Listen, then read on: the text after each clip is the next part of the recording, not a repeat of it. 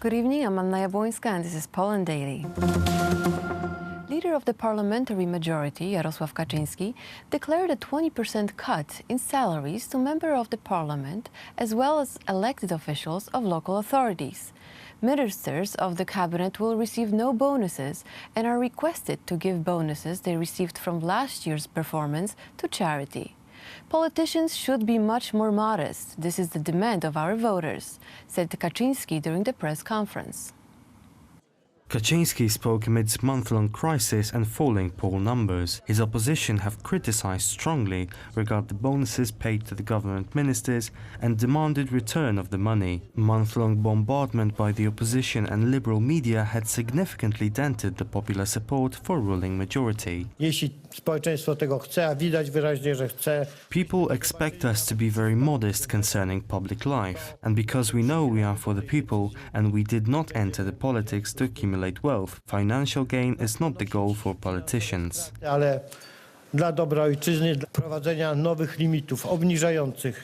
And we are going to firmly execute discipline among our members. Those who do not apply shall not be taken into account by next elections. Kaczyński cited that basic salary for members of Polish parliament used to equate to 6 times the average monthly wages.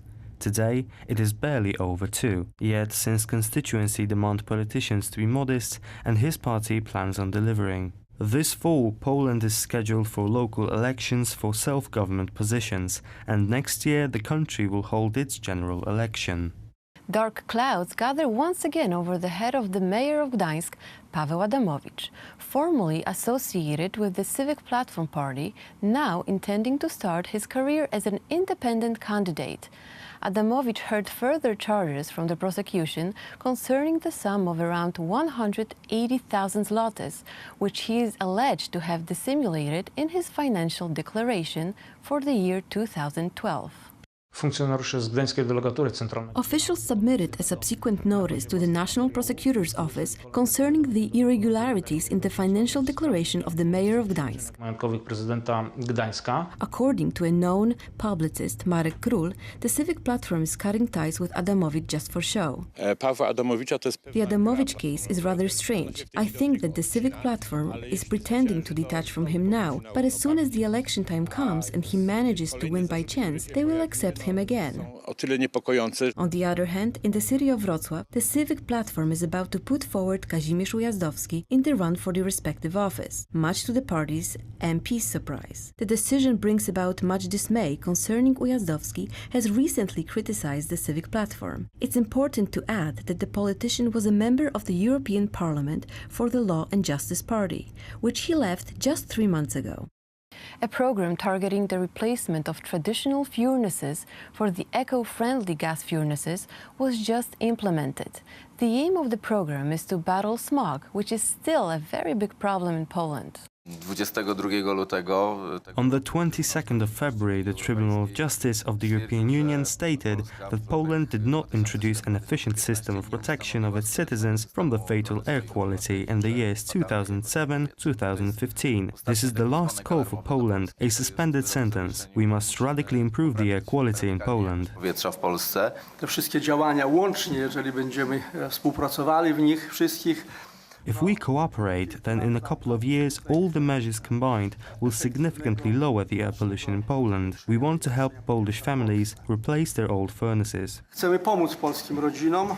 As per words of the president of the Polish energy company PGNiG, the program is in a pilot phase. It will cover 11,000 families which can expect financial aid of 1 to 3,000 zlotys, with the higher sum reserved for bigger families.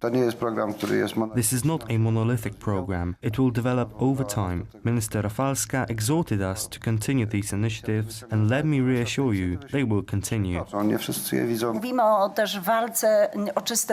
We are talking about the fight for pure air and the battle against smog. This is always crucial from the Polish families and Polish children's health standpoint. Nonetheless, we know very well that ecological solutions are expensive, hence we remember not to put a burden on families with many children.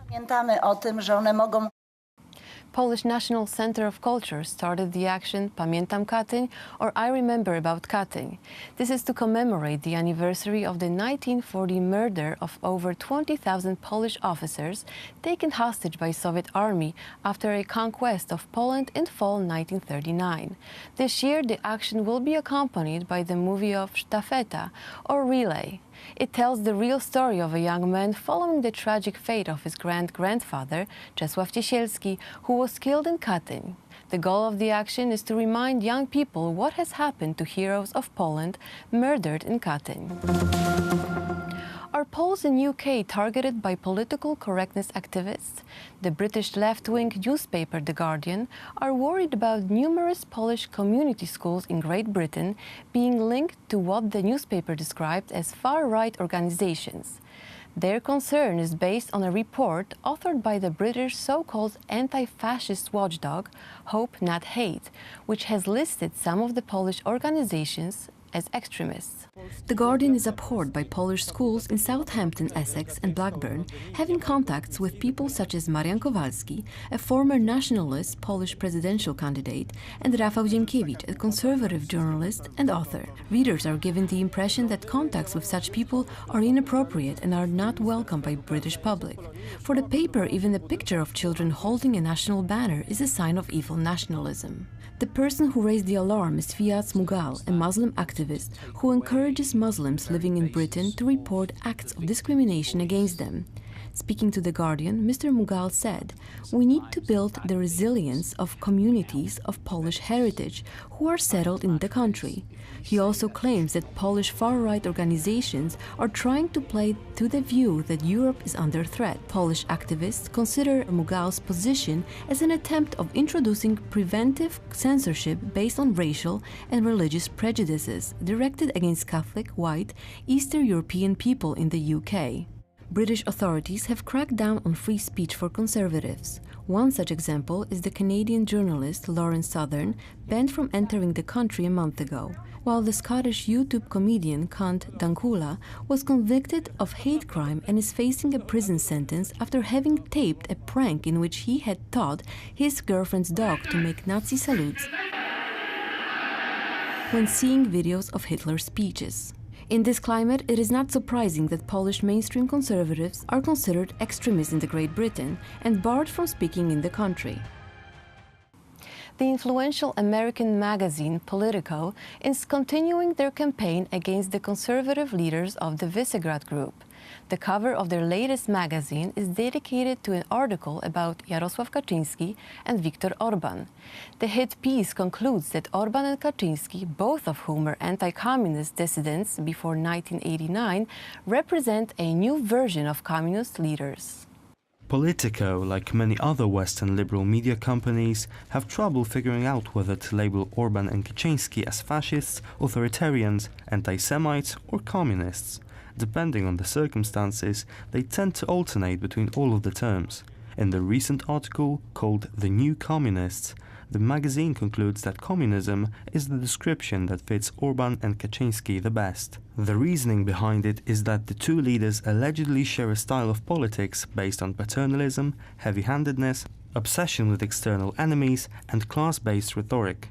The article is published 3 days ahead of the Hungarian parliamentary election, which Orban is expected to win overwhelmingly. He currently has the support of 50% of voters in opinion polls. Given that both Orban and Kaczyński spent the 1980s being persecuted by the communist secret police for their anti-communist convictions, the article is an insult to them and all political dissidents of the former Soviet satellite states. As many hit pieces against Poland in the Western media, the article was written based on reporting by Polish progressives which use every opportunity they can get to bash the government from abroad. In this case, the label communist seems to fit the contributing reporter Michał Broniatowski much better than either Orban or Kaczyński. He grew up in a home where both parents were devoted and influential communists. They both served in the Soviet military and later worked for the communist secret police and with communist propaganda. Broniatowski himself followed in his parents' footsteps by starting his journalistic career working for the communist public television. Western progressive media and their Polish allies seem to be willing to go to all lengths in order to smear conservative leaders in Central Eastern Europe, even if their false description fit the authors better than the targets of their hit pieces. Thank you for watching Poland Daily. Please join us tomorrow at the same time. Good night.